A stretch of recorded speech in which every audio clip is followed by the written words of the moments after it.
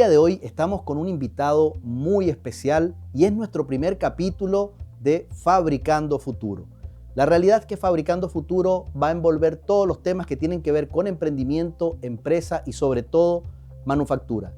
No lo voy a presentar yo, se va a presentar él porque es una persona muy importante y que es muy posible que venga un cambio que los emprendedores necesitamos, pero lo deberá decir Arturo Esquela. Un placer, Arturo, mucho gusto tenerte aquí. Muchas gracias, Claudio. Un gusto y un honor estar en el primer capítulo de Fabricando Futuro.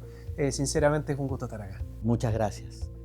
Arturo, este programa comienza hoy, pero va a venir gente muy importante de tu nivel, van a venir emprendedores que también son muy importantes porque son una pieza clave en el país. Y algo muy importante que decir, este primer capítulo era para nuestro presidente de ASECMA, Roberto Fantuzzi, quien hoy en día está un poquito enfermo y está indispuesto durante un tiempo para poder venir. Le deseamos lo mejor de lo mejor a este gran hombre que es sinónimo de manufactura nacional y es lo que nosotros apoyamos en el área de la madera. Arturo, 3 preguntas muy importantes que te las voy a lanzar de una vez. ¿Hecho en Chile o hecho en China? ¿Importación o exportación? ¿Libre mercado o control de precios? Hecho en Chile, exportación y efectivamente libertad, máxima libertad posible para poder emprender.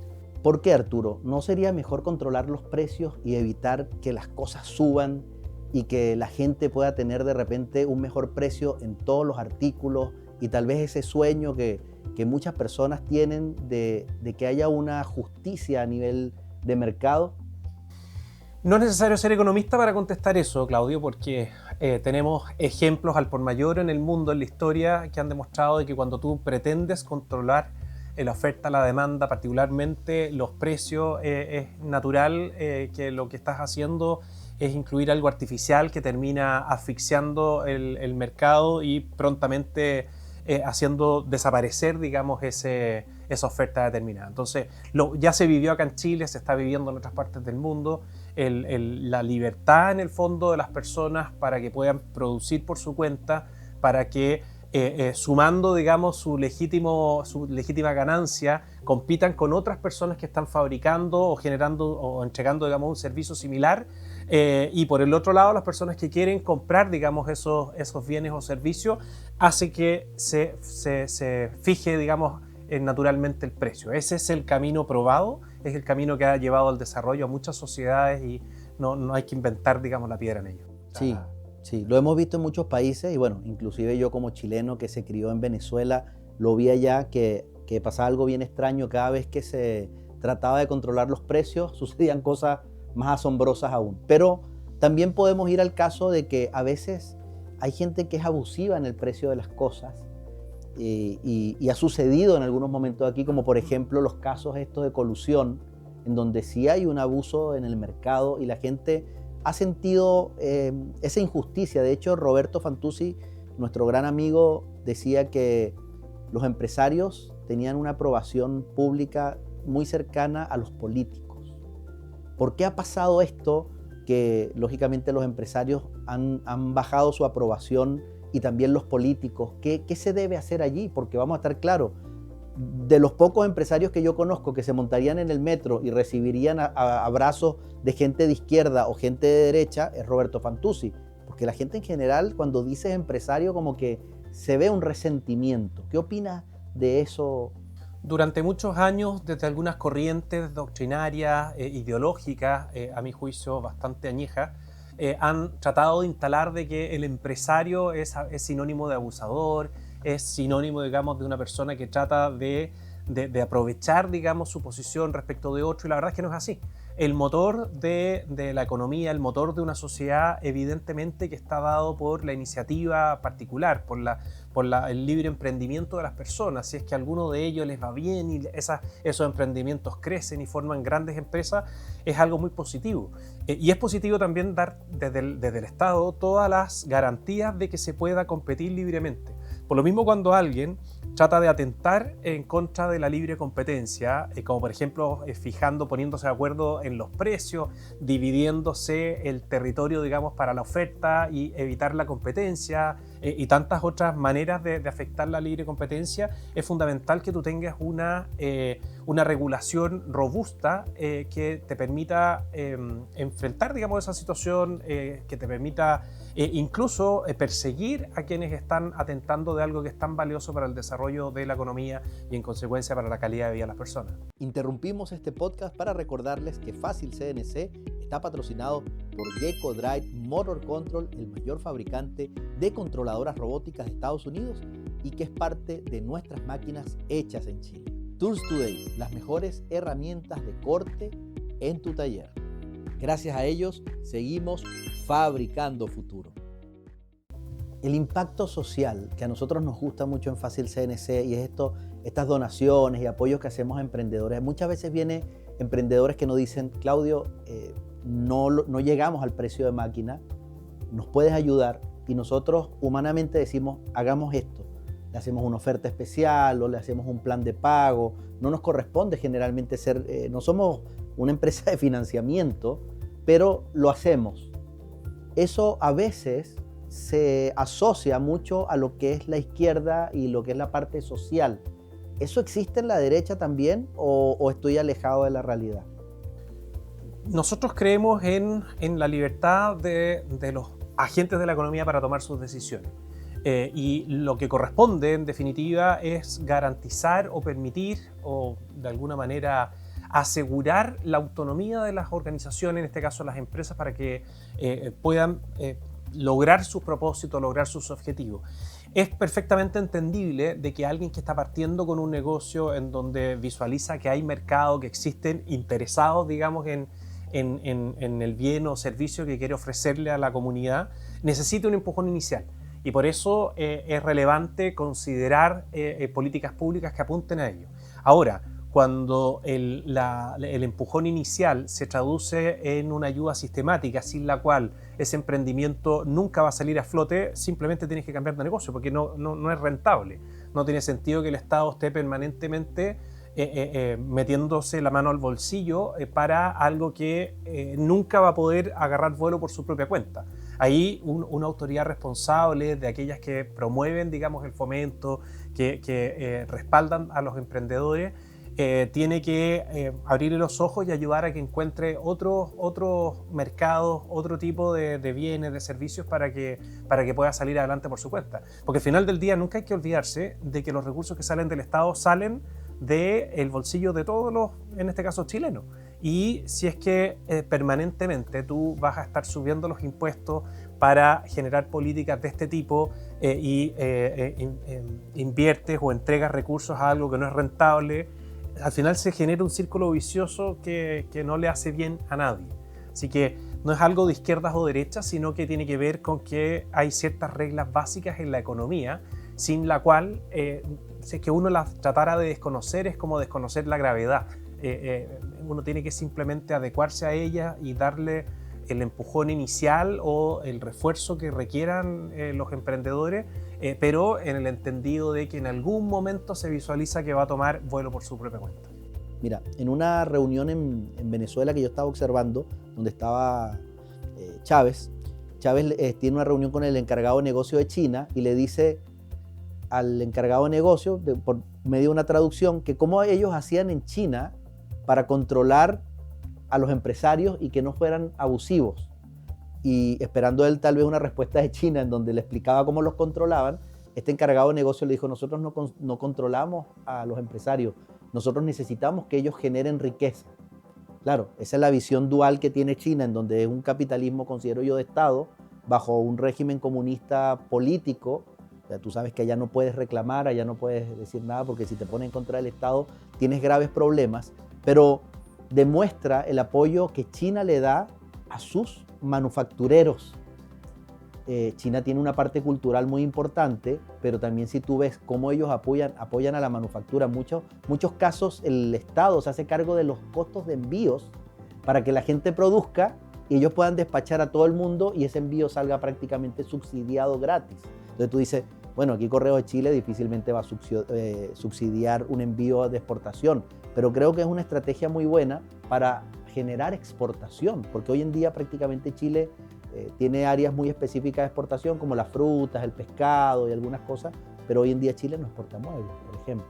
Me quiero acordar de algo que dijiste al principio de esta intervención, diciéndotelo de esta manera: el mejor antídoto en contra de una empresa que abusa, que fija precios por sobre lo razonable, que hace incluso inalcanzable para una persona acceder a un determinado bien o servicio, es precisamente la competencia. El Estado lo que tiene que hacer es poner todo su estructura, su poder para fomentar la competencia.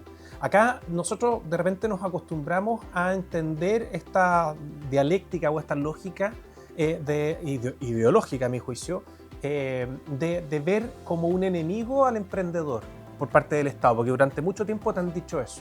Y es todo lo contrario, o sea, piensa desde el punto de vista recaudatorio. Un Estado puede hacerse cargo de sus tareas, de sus responsabilidades desde el punto de vista económico en la medida que a la sociedad le va bien, es decir, cuando se está generando riqueza, recogiendo lo que decía. Y cuando se genera riqueza, el Estado, como buen socio, se queda con una parte, que en este caso son los impuestos. En el caso de una empresa son los impuestos de primera categoría, que para nuestra realidad son bastante altos por de pronto, entonces desincentiva que otras personas en el fondo tengan la intención de generar riqueza. Bueno, independiente de eso, que podemos dedicarle un capítulo, acá lo que no está ocurriendo es encontrar un Estado colaborador, un Estado que verdaderamente diga: mientras a ti, Claudio, te vaya bien, al Estado le va a ir bien. ¿Por qué? Porque va a recaudar más en primera categoría, en IVA, en segunda categoría, en todos los tipos de impuestos, en la riqueza que se genera, en la cadena económica que hay detrás de un bien o servicio determinado. En fin, me da la impresión de que lamentablemente, y acá se cruza un poco con las miradas políticas, hay quienes no lo quieren entender. El ejemplo que tú decías de China, siendo una potencia económica, es bastante claro. Ellos, claro, desde el punto de vista político, uno los sitúa en el comunismo, pero a la hora de actuar en el mercado son bastante cercanos, digamos, a las lógicas capitalistas. Independiente, digamos, de que el Estado, entiendo yo, tiene participación en buena parte de las empresas que producen bienes o que entregan servicios desde allá. Pero el tratar de remar contra la corriente ya ha quedado lo suficiente demostrado de que no es un camino viable, y lo que hay que hacer es colaborar con quienes efectivamente tienen la intención de salir adelante por su propia cuenta, y ese es el mejor negocio, entre comillas, que puede hacer un Estado. Cuando llegaste aquí al Fácil CNC Camp, te hice un tour por lo que es la manufactura en madera. Estabas bastante asombrado por todo lo que se puede hacer, y esto está replicado en más de 200 talleres al día de hoy, desde Arica a Punta Arenas. Debe haber un compromiso, Arturo, respecto al apoyo a todas estas personas que están produciendo, que están dándole valor a la madera, porque si tú tienes una tablita de 1.000 pesos y la vendes y le vas a generar 1.000 pesos más IVA, sería 1.190, sí, 1.190 pesos.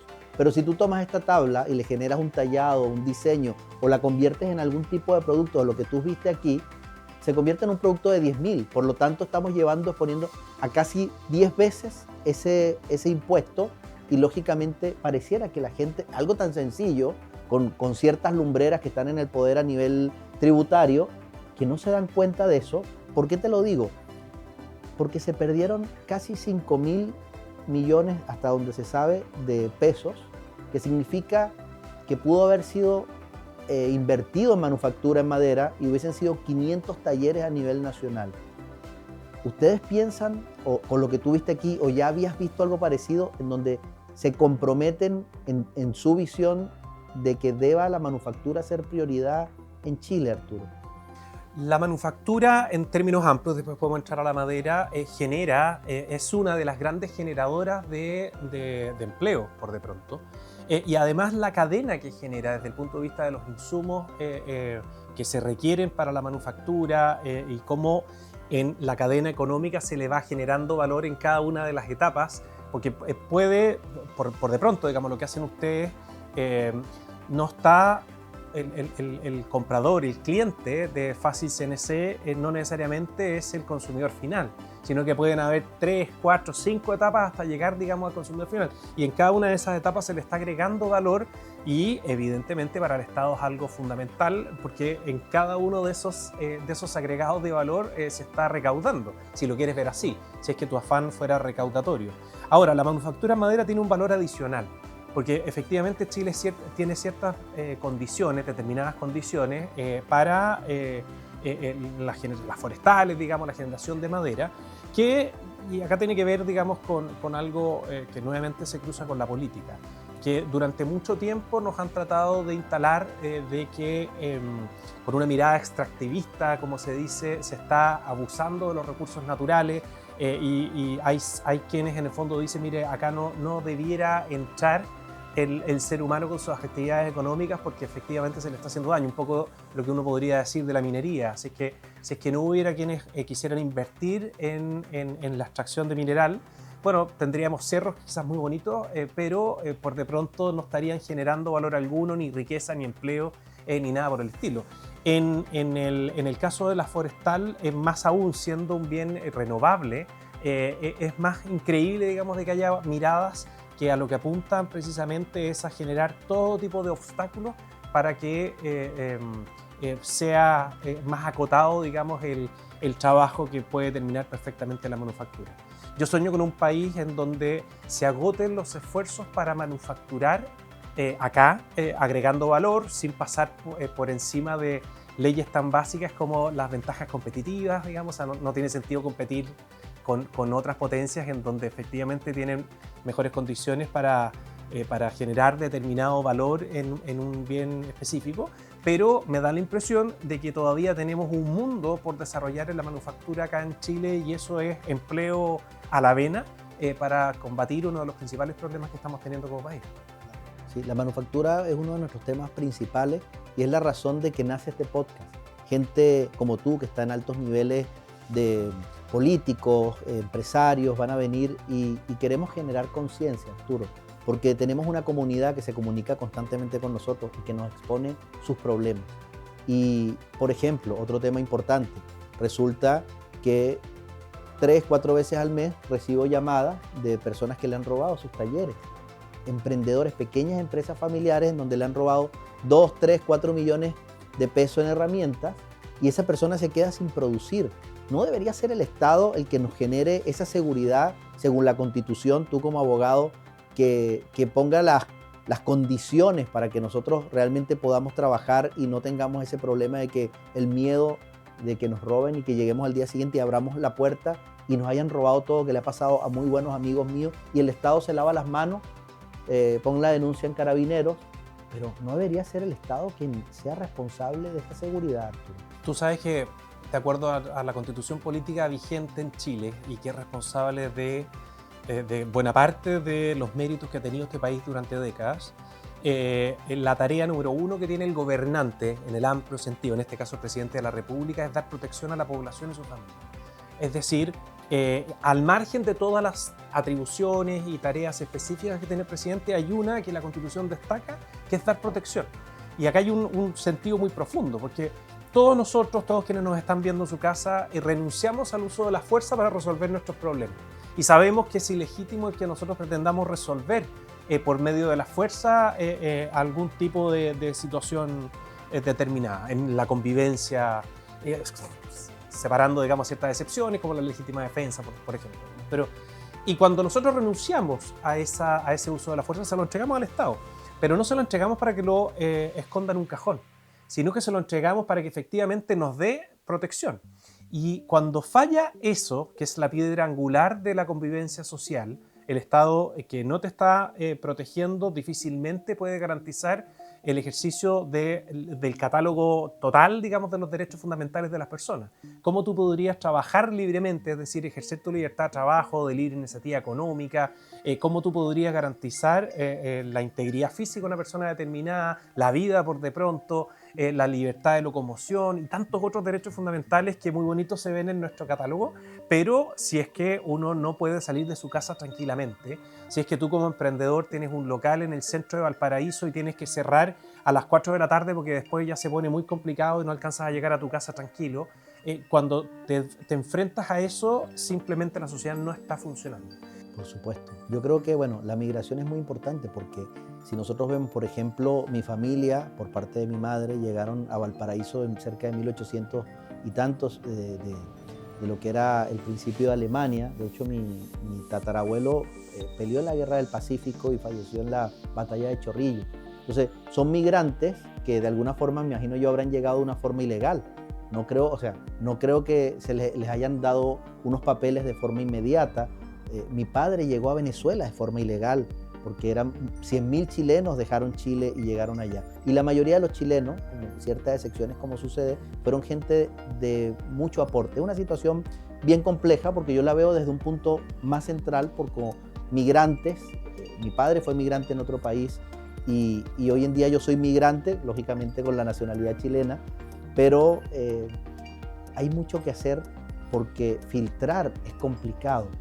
Y cuántas personas hay actualmente en Chile, que bueno, será tema de otro programa, porque realmente se nos va un poco el tema del emprendimiento, pero sí la seguridad tiene que ver justamente con este control. Ahora, ojo, perdón Claudio que te interrumpa, buena parte de emprendimientos, de tipos de negocios, de industrias que partieron a pulso, es también propio de colonias de migrantes que entraron décadas atrás en Chile.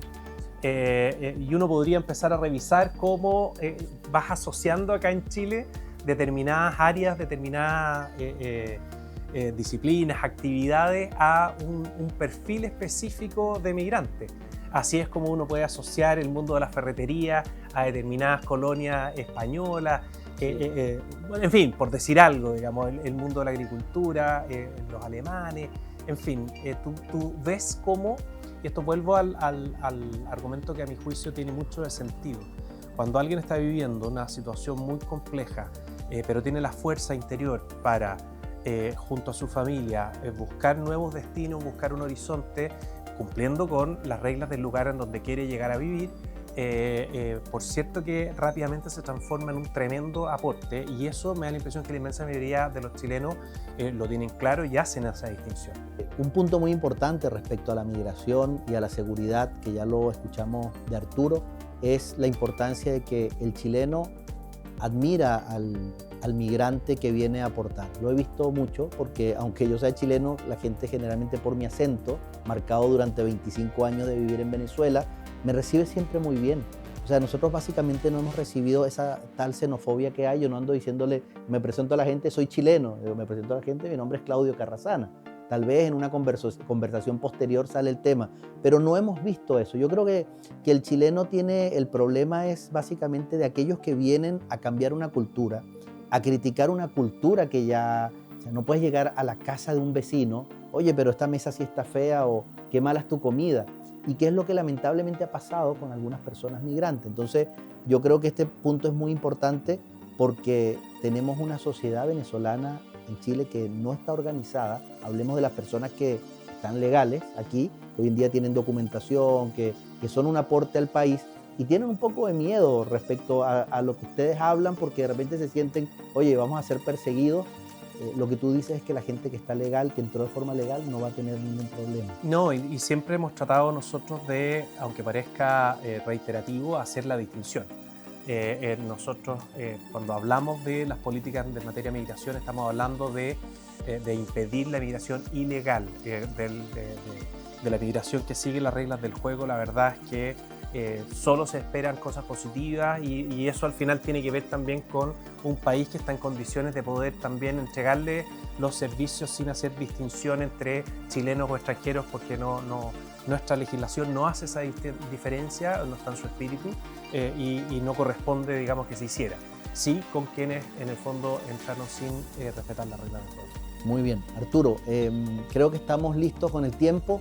Se nos pasó esta conversación bastante rápida. Te agradezco tu visita, te agradezco ver lo que estamos haciendo, no solo como Fácil CNC. Recuerda que Fácil CNC es la cara visible de más de 200 talleres a nivel nacional, y este podcast nace para realmente fabricar futuro. Y fabricar futuro significa potenciar la manufactura nacional, y quiero hacer un trato con todas las personas que vengan aquí, que han visto este pequeño ejemplo de lo que se está haciendo desde Arica a Punta Arenas, y tener el compromiso tuyo, Arturo, de que si llegaran al poder, porque aquí va a venir gente de izquierda y de derecha, no me voy a ir solo por un lado, porque creo que tenemos que escuchar todas las voces, si hay un compromiso real de tu parte y de quienes están contigo, de apoyar realmente a la manufactura nacional. ¿Dirías que sí? Así va a ser, no solo digamos por estar en un lugar que se dedica a promover la manufactura, sino porque estamos totalmente convencidos de que esa es la tarea que tenemos quienes aspiramos a gobernar, entregar las herramientas, facilitar la vía para las personas que tienen la energía suficiente para salir adelante, y tal como lo dice el nombre de ustedes, Fácil CNC. La verdad es que la fortaleza está en las personas. Uno desde el Estado lo que tiene que hacer es que las cosas pasen, es no poner trabas, no poner obstáculos desde el Estado, sino que ser un buen socio colaborador como corresponde y como siempre debió haber sido.